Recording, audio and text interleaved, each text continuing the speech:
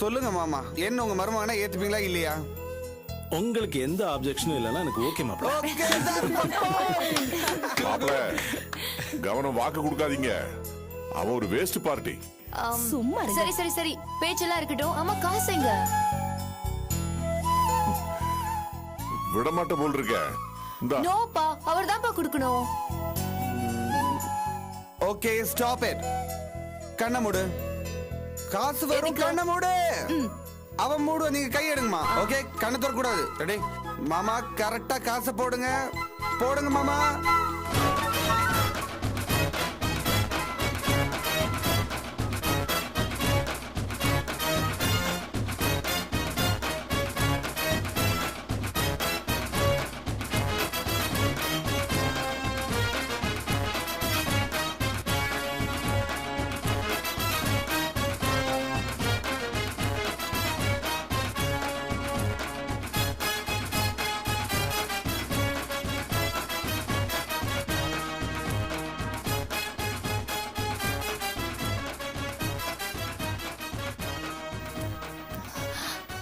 ஏய், யார் நீ? ஏமா, நானே வேற வழி இல்லாம வந்து நிக்கிறேன். உன்னை பார்த்தா பெரிய இடத்து விட்டு பொண்ணு மாதிரி தெரியுது, எனக்கு போட்டியா வந்து நிக்கிற. My foot. அர்ஜுன், அர்ஜுன்.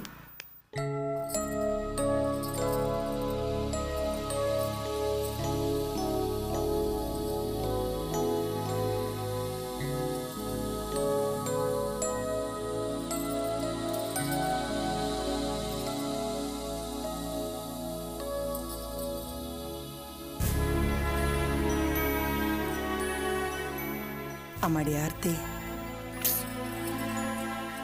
என்ன? நீ எங்கம்மா கிளம்புற? பாஸ்கர் மாமா ரிசப்ஷனுக்கு.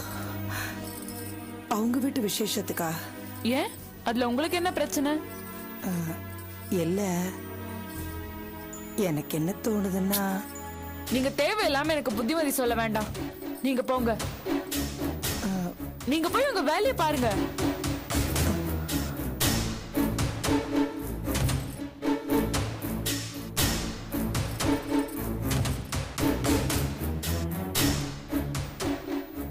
டேய் ராஜேஷ், அந்த பொண்ணு என்னடா பாஸ்கர் வீட்டு விசேஷத்துக்கு போறேன்னு சொல்றா? அதாம்மா யோசிச்சுட்டு இருக்கேன். டேய், நீ போய் அவகிட்ட ஒரு வார்த்தை சொல். அவகிட்ட நம்ம பேசுறது, அவ எப்படி போன நான் பாக்குறேன். என்னடா சொல்ற? நீ கம்பீரமா நான் எல்லாத்தையும் பாத்துக்கிறேன். வாங்க.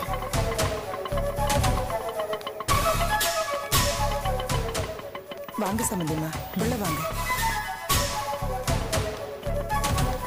வாங்க.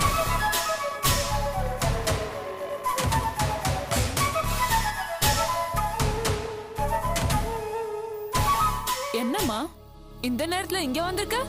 நான் வர்றது இருக்கட்டும், நீ எங்க கிளம்பிட்டே? நான் ரிசப்ஷனுக்கு போறேன். எந்த ரிசப்ஷனுக்கு? பாஸ்கர் மாமா ரிசப்ஷனுக்கு. என்னது, மாமாவா?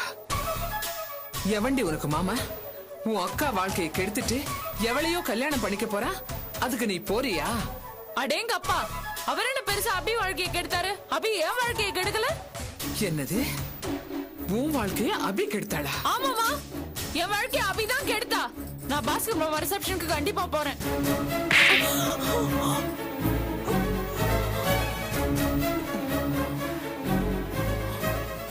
யாரு வாழ்க்கை யாரடி கெடுத்தது? இன்னைக்கு அபி வாழ்க்கை இப்படி போனதுக்கு நீ தாண்டி காரணம். என்னமா வளர? நான் இங்க உன் பொண்ணு வாழ்க்கையை கெடுத்தேன். பின்ன அவ அரும்பாடு பட்டு ஏற்பாடு பண்ண ஆனந்தி கல்யாணம் நின்னு போனதுக்கு நீ தாண்டி காரணம். அவ சுயநலத்தோட எல்லாத்தையும் உதறி தள்ளிட்டு புருஷன் வீட்டுக்கு போனா போதும்னு நினைக்காதனாலதான் இன்னைக்கு அவ தனிமரமா நிக்கிறா. எவ்வளவு அவமானங்களை உன்னால அவ சந்திச்சிருக்கா தெரியுமா? என்னம்மா ரொம்ப ஓவரா பேசுற? அவங்க என்ன பெருசா கிழிச்சாங்க? வீட்லயே அவங்க தான் சம்பாதிச்சாங்க. மூத்தவங்க தன்னை பெரிய ஆளா கட்டிக்கிட்டு மத்தவங்க எல்லாம் திட்டும்ல, அதுக்காக அப்பப்போ ஏதோ ஒண்ணு செஞ்சாங்க. அது என்ன பெரிய விஷயமா? என்னடி பேசுற? உன்னை பெத்தது மட்டும் தாண்டினா, மத்தபடி உன்னை தூக்கி வளர்த்து படிக்க வச்சு இந்த அளவுக்கு ஆளாக்குனதே அவதாண்டி. நீ 450 ரூபாய் செருப்புக்கு ஆசைப்பட்டப்ப உனக்கு அதை வாங்கி கொடுத்துட்டு 40 ரூபாய் செருப்ப தான் மாட்டிட்டு போனபடி அவ ஆசைப்பட்டு ஒரு பட்டு சேலை வாங்கிட்டு வந்தப்போ நீ அதை சுடிதார் தைக்கணும்னு கேட்ட. உடனே அதை அப்படியே தூக்கி கொடுத்தபடி உன்னை அவ அக்கா மாதிரி அடி பாத்துக்கிட்டா, பெத்தவ மாதிரி பாத்துக்கிட்டா. ஒவ்வொன்னையும் உனக்காக ஆர்த்தி ஆர்த்தின்னு பார்த்து பார்த்து செஞ்சபடி இன்னைக்கு அவ வாழ்க்கை நாசமா போகுது. அத சந்தோஷமா வேடிக்கை பார்க்க போறிய நீ? இத பாருமா, ரொம்ப பேசாத. நானும் படிச்சு பெரிய ஆளாகி என்னடி பெருசா படிச்சுக்கிடுச்சு நீ? இன்னைக்கு நீ படிக்கிறியே, அது யார் காசுல? உஷா உங்ககிட்ட வந்து கொடுத்தாலே, அது யார் காசு தெரியுமா? அபியோட காசு.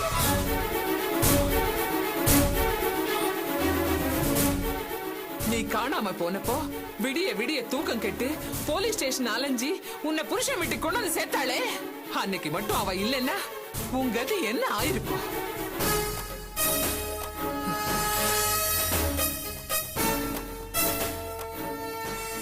அன்னைக்கு நீ கல்யாணம் பண்ணிட்டு வந்து போலீஸ் ஸ்டேஷன்ல நின்னப்பா உன்னை அவ வெறுக்கிற மாதிரி பேசிருக்கா. நான் கூட அவளை தப்பா நினைச்சுக்கிட்டு கோவிச்சுக்கிட்டேன். ஆனா உன்னோட நன்மைக்கு தான் அவ உன்னை வெறுக்கிற மாதிரி நடிச்சிருக்காங்கிறத அப்புறம் தாண்டி நானே புரிஞ்சுக்கிட்டேன். ஆனா நீ இன்னும் அவளை புரிஞ்சுக்காம ஒரு எதிரியாவே நினைச்சுக்கிட்டு இருக்க. உன்னை ஒரு குழந்தையா நினைக்கிறவ மேல உனக்கு இவ்வளவு வன்மம் இருக்க கூடாதுடி. இது பெரிய அநியாயம். இத பாருமா, நாங்க யாரும் அவங்க வாழ்க்கையை கெடுக்கல. கோர்ட்டு அது இதுன்னு போய் அவங்க வாழ்க்கையை அவங்களே கெடுத்துக்கிட்டா அதுக்கு மத்தவங்க பொறுப்பா? கோர்ட்டுக்கு அவள அடி போனா, அவளை கோர்ட்டுக்கு இழுத்தது, அங்க வச்சு அசிங்கப்படுத்தினது எல்லாமே இப்ப நீ மாமான்னு சொல்றியே, அந்த பாஸ்கர் தாண்டி. இன்னொருத்தன் கூட அவளுக்கு தொடர்பு இருக்குன்னு சேர்த்த வாரி இறைச்சி உனக்கு எனக்கு எந்த சம்பந்தமும் இல்லைன்னு எழுதி வாங்கினா. அபி எந்த தப்பும் செய்யல, தானா விவாகரத்து கேட்கல. தப்பே செய்யாம அபி எழுதி கொடுத்துட்டு வந்தா. அவன் நினைச்சிருந்தா புருஷன் அனுசரிச்சு போய் அவன் கூடவே வாழ்ந்திருக்கலாம். ஆனா உங்க எல்லாருக்காக தாண்டி அவ அப்படி எழுதி கொடுத்துட்டு வந்திருக்கா.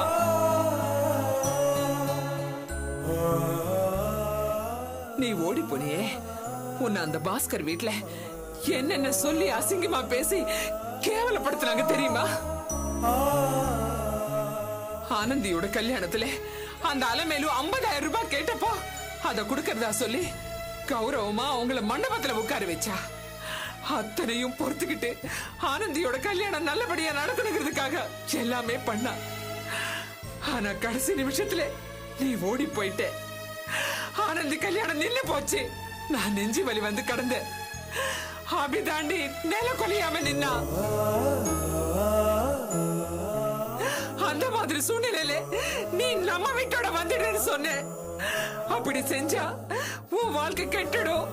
நீ புருஷன் வீட்டுல இருந்தாதான் உனக்கு நல்லது. அவ உன்னை வெறுக்கிற மாதிரி நடிச்சடி. அத புரிஞ்சுக்காம நீ அவளை திட்டின. ஆனா நான் படிச்சு பெரிய ஆளா வருவேன்னு நீ சவால விட்டப்போ அவ எவ்வளவு சந்தோஷப்பட்டா தெரியுமா? உனக்கு தெரியாதுடி, உனக்கு புரியாது.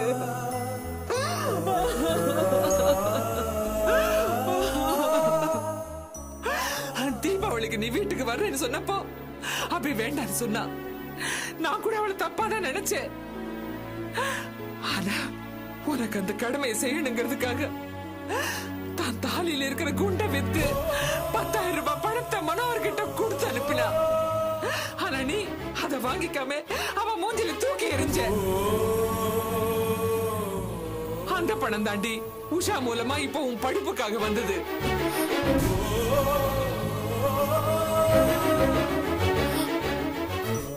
இது எல்லாமே அபி உனக்காக செஞ்சது, உன் வாழ்க்கைக்காக செஞ்சது. உனக்கு மட்டும் இல்லடி, இன்னைக்கு ஆனந்திய அந்த கார்த்திக் கோர்ட்டுக்கு இழுத்து அசிங்கப்படுத்திருக்கான். அபி தனியா நின்னு போராடி ஆனந்திய வீட்டுக்கு கூட்டு வந்து சமாதானம் சொல்லி அவ கல்யாணத்துக்கு ஏற்பாடு பண்றா.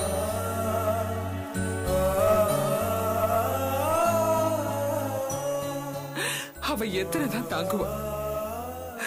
அபி சைட்ல வேலை நின்னு போய் வீடு பெதுங்கி நிக்கிறா தெரியுமா? இன்னைக்கு உன் புருஷன் வீட்டுக்கு வந்து பாஸ்கர் கல்யாணத்தை நிறுத்தணும்னு கலாட்டா பண்ணாரு. அவருக்கு இருக்கிற அக்கறை கூட உனக்கு இல்லையேடி.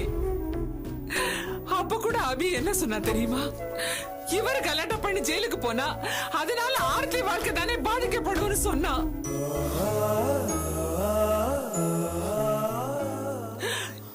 உன் வாழ்க்கை எந்த காரணத்தை கொண்டும் கெட்டு போயிடக்கூடாது, நீ நல்லா இருக்கணும்னு நினைக்கிறவதாண்டி அபி. எனக்கு என் பொண்ணு மனசு நொந்து போய் எங்கேயும் போக வழி இல்லாம ஏதோ ஒரு கோயிலை தேடி போயிருக்கா. அந்த அளவுக்கு என் பொண்ணு நொந்துட்டாடி, நொந்துட்டா.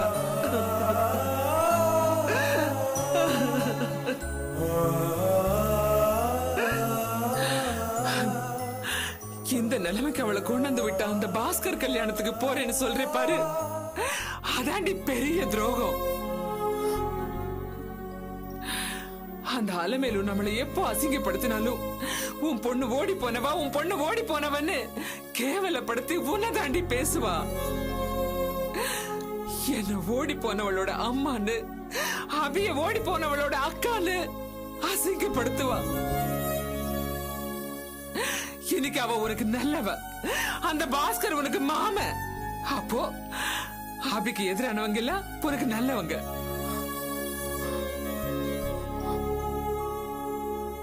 இத பாரு, உன் புருஷனை, உன் மாமியார யாரையும் மதிக்காம உன் தலையில நீயே மண்ணவாறு போட்டுட்டு இருக்க.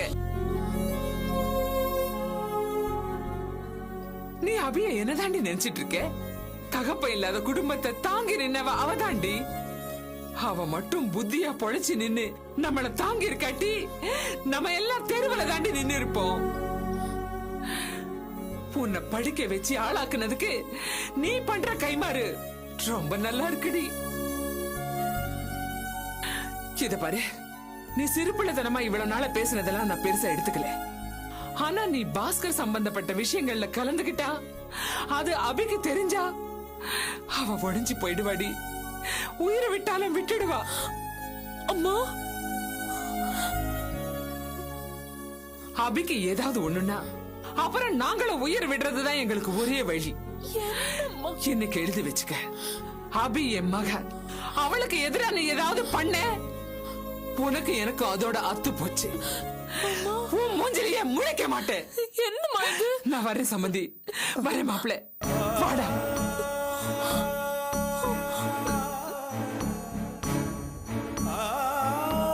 யாருக்கு வேணும் உங்க காசு? அது உங்க முகத்துல வீசி எரிஞ்சிட்டு போலான்னு தான் நான் இங்க வந்தேன். இவங்க என்ன பெரிய இங்கிலாந்து மகாராணியா? இவங்க வீட்டுக்கு வந்ததுல அப்படி என்ன பெருமை பொங்கி வழியுது உங்களுக்கு?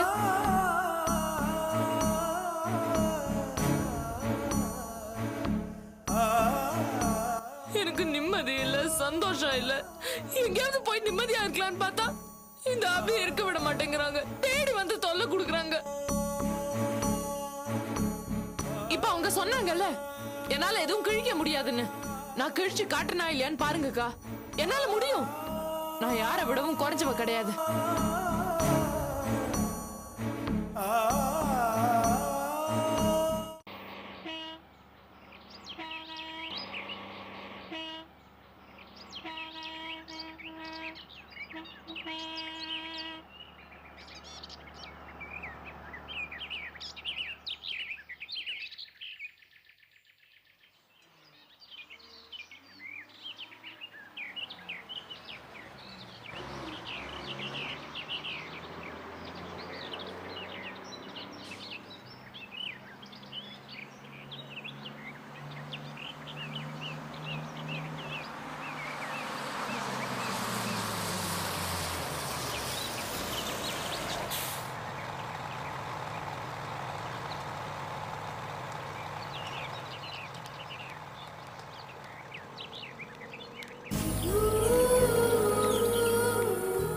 டீ சாப்பிடுறீங்களா?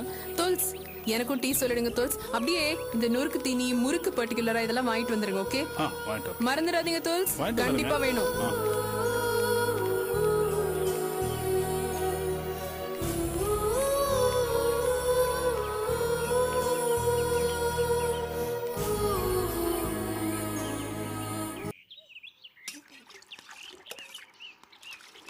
டீ இருக்குல்ல, 3 டீ போடுங்க. சரிங்க.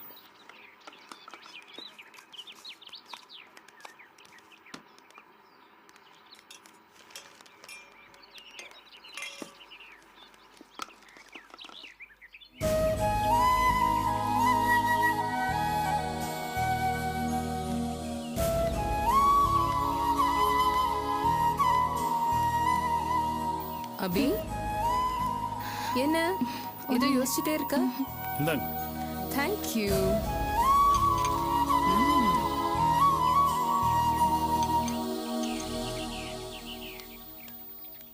தேங்க்யூ. என்ன மறுபடியும் செருப்புல பிரச்சனையா? என்ன அபி நீ ஒத்து வராத செருப்புனா உதறி தள்ளிட்டு வர வேண்டியதானே? பழைய செருப்பு தானே அது. வாழ்க்கை கூட பழசுதான் உஷா. அதுக்காக அதை விட்டுட முடியுமா? அட்ஜஸ்ட் பண்ணிட்டு வாழல. அது மாதிரி தான் இதுவும்.